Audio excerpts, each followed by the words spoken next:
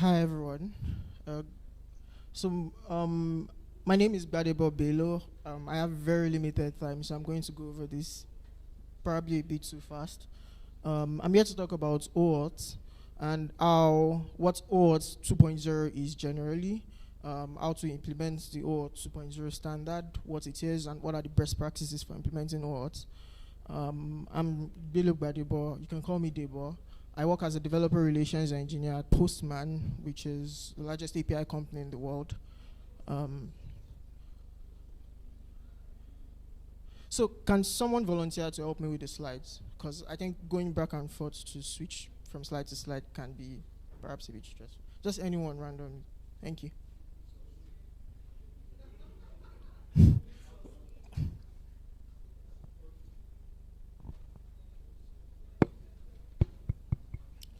Okay, so this is what we'll be talking about today. We'll first go over what OAuth is, then we'll briefly go over a short demo, talk about why you should use OAuth, talk about the best practices for implementing OAuth, and talk about the challenges that people face when working with OAuth. So please, the next slide.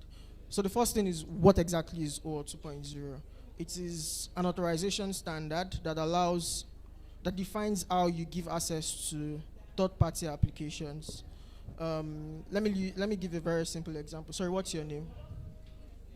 Adeyemi. So imagine Adeyemi now has like an application he uses for managing his finances, and the app requires him to create a spreadsheet every month talking about his expenses and whatnot. And now he wants to put all of those data into his app. One thing he could do is, if he prefers to use Google Sheets, he could create a Google Sheet and export the spreadsheet, then import it into the app every month, and the app makes sense of the data, creates like very nice visualizations, and tell him if he has been spending close to his budget or if he's going out of budget. Imagine having to like export that every month. It's a bit stressful, it's a repetitive process. But one other thing Adeyemi could do is, because it is Google Sheets and Google Sheets has an API, Adeyemi could authorize that third-party application and give that third-party application access to his data. And then they are able to pull the latest sheets from his Google account without having to request for his consent every time. He only needs to consent it once. So that's exactly what the OAuth 2.0 authorization standard is. It's a standard that defines how a user grants access to third-party applications. Um, when So the next slide, please. Okay, please, next one. So we'll talk a bit about how the OAuth 2.0 authorization standard works and why it's important. So please, the next slide. But before I go over that, I want to like introduce some very basic things. And the first one is, if you're a developer here and you've worked with authentication or authorization, you understand the importance of tokens, especially if you're probably a back-end engineer or something, or even if you work on the front end. The way it works is you provide a username and a password, you give it to some server, the server returns an authorization token, and then you can use that authorization token to get privileged access to specific data, the user profile, overview, dashboard, and whatnot. So it's the same way we have like the access and refresh token. So the access token is a token issued to the third-party application. So that app that needs access to your Google Sheets, we issue a token to that app, and that token is used to get access to your Google Sheets data anytime they want it. But that token is short-lived. It doesn't last forever. It has like a very short expiry time. Then there's the refresh token that lets you refresh the access token. The next slide, please. So there are like similarities and differences between access tokens and refresh tokens. And I've mentioned one, access tokens are short-lived, refresh tokens are long-lived. And access tokens are used to gain access to consented data, while refresh tokens are used to refresh the access tokens. There are a couple of more differences on the slides. The access token is stored on the client side mostly, while refresh tokens are mostly stored on the server side. Next slide, please. So there are different actors when it comes to OAuth 2.0 generally, and there are four major ones. There's the resource owner, which is you. You are the owner of the resource. There's the resource server, which is the which is the server authorization, which is the server where the resource is located. There's the authorization server, which is the server that handles authorization. And the last one is the client, which is the third-party application itself. So the next slide, please. So how does OAuth 2.0 work? There's supposed to be a diagram. Uh,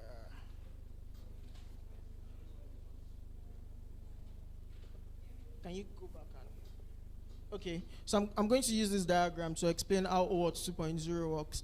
And I've sort of explained it in a way, but you want to give that third-party app access to your account. I can give the app any name. I can say demo app or something, or fancy app. You want to give fancy app or finance app access to your data. If you've ever used login with Google here, who has used login with Google? That's a perfect example of what the OAuth 2.0 authorization framework is. Exactly what you do when you want to log in with Google, where it says sign in with Google, and you have to select a Google account, then it redirects you to the dashboard after you're done. All that process is exactly what I want to explain now. So the first thing you do is you tell the client that, oh, I want to give you access to my data. Then the client goes to Google, and it says, I want to access Adeyemi's data. And then the client is like, Adeyemi has to authorize this first, right? I can't just give you access to Adeyemi's data like that. Then it says, okay, Adeyemi has to log in on my own interface. Then something pops up. It's called a user consent screen. That's the Google pop-up that you see where you have to select an account. Then when that pops up, it requests that Adeyemi logs in. Then when Adeyemi logs into that, something happens in between. Though when you are like using login with Google, you don't get to notice that. But under the hood, what happens is it redirects Adeyemi to something called a redirect URL. And that redirect URL has something called an authorization code.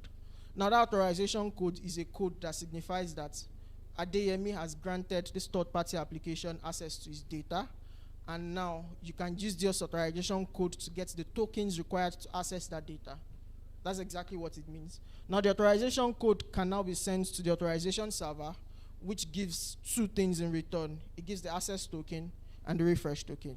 So once you get the access and the refresh token, you can now use the access token to get access to the Google Sheets data that Adeyemi wants the finance app to always access on his behalf. And because the access token is short-lived, probably like an hour, the refresh token can be used to get a new access token once that token has expired.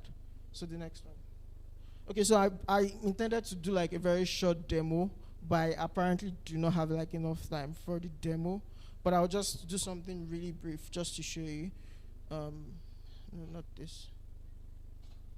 So if you scan this QR code, it's going to open something called a Postman collection when you scan this QR code. And what that is it is a collection of API requests. Who is familiar with Postman here? So Postman allows you easily work with APIs. You can document, test, collaborate, monitor, write documentation. Either you are an API producer or you're an API consumer. It allows you work around the entirety of the API lifecycle. So what a collection is a collection of API requests, basically. Exactly what it sounds like. And it allows you to just organize and bring together similar APIs and work seamlessly with it. So in this demo, I have like OAuth set up, and I have two folders. One is the hard way, and the other one is the easy way. So I'm not going to be going over the hard way, but what the hard way just does is defines the process in which I just explained, where you make a request to this URL. If I copy and paste this in my browser, it would load up a consent screen, the consent screen I mentioned, and if I authorize this, it takes me to a redirect URI. The redirect URI is returning me to is not active. But one thing I want you to notice on the consent screen now is it's not just telling me to consent it's telling me information about the third-party application trying to access my information. So it's like this particular person is requesting access to your data. This is who this person is. And it even provides a link to like the privacy policy and whatnot. And then I could click allow to consent that, and then it takes me to a redirect URI. This is on localhost, this is not working. But if I take this authorization code now and put it back in, if I take it back and put it here, I'm not going to do that because of time. I think I have like 5 minutes left. But if I take that authorization code and bring it back here, then you see that I would get something called like refresh and access tokens, and there are other requests here to get this refresh token. But like I could just demo the easy way where we have like this way to work with authorization tokens and OAuth generally within Postman, where you do not have to like go through all of this stress. So most times if you are building applications, you just want to like set up something quickly and fast. So where you don't have to like do all of those things I highlighted in the hard way. And basically all you just have to do here, you can see that I already had like a token. If I click this refresh button, it's going to refresh the token. And if I want to generate a new one, if I scroll down, I'll click this is get new access token. Now I have like all of this configured.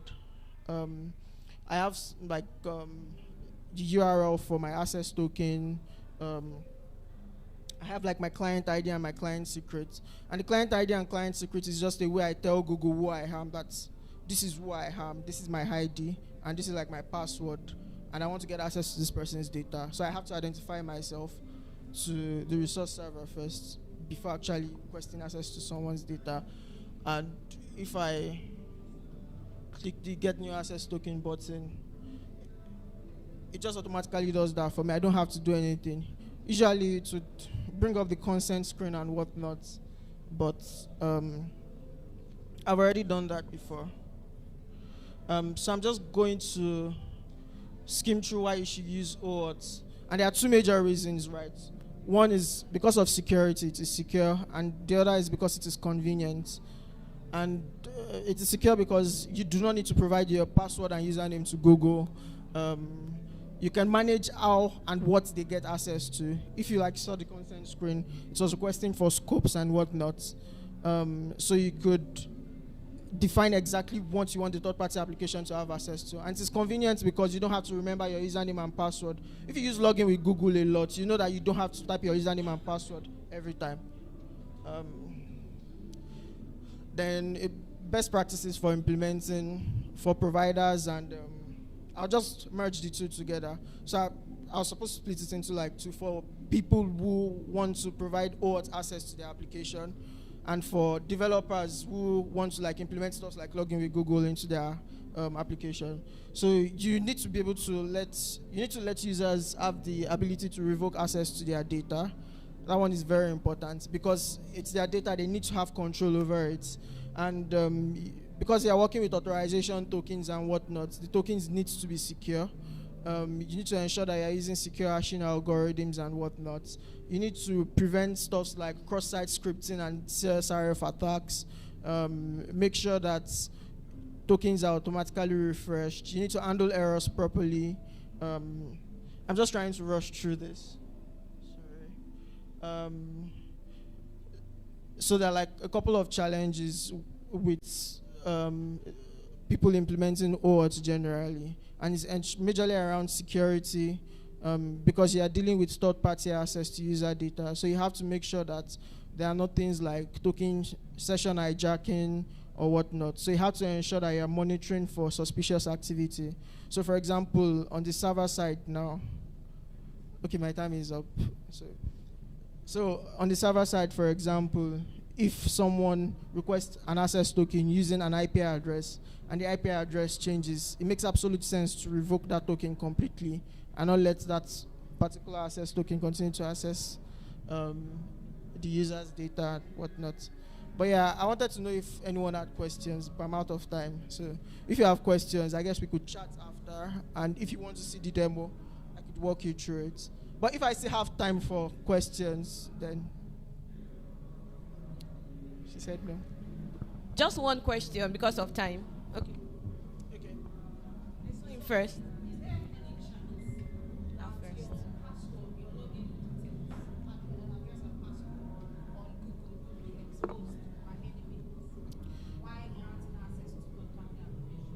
Okay, so that's not going to happen. And the reason why I said that can't happen is because if you notice when you're trying to log in, it pops out something called a consent screen that is in an iframe and whatever. So it is in an isolated environment, right? It is not within the context of the third-party application. They don't have control over that flow. So the only thing is once you provide your username and password and you log into your Google account, it provides something, a redirect URI, and that redirect URI has an authorization code as a query parameter, which is what third-party application has access to. Yes. But there's also like possibility of, because there's something called authorization grant. There are different kinds of authorization grants. The authorization code is just one of 4 other kinds of authorization grants. So the other types of authorization grants that exist, there's implicit, there are other ones where the third-party application, you can actually provide the username and password and use it to get the access token. But most times when that happens, the owner of the resource is also the client, or it's more like within the same company and same kind of like within the same company but different products, something like that. Thank you so much, Gbadebo.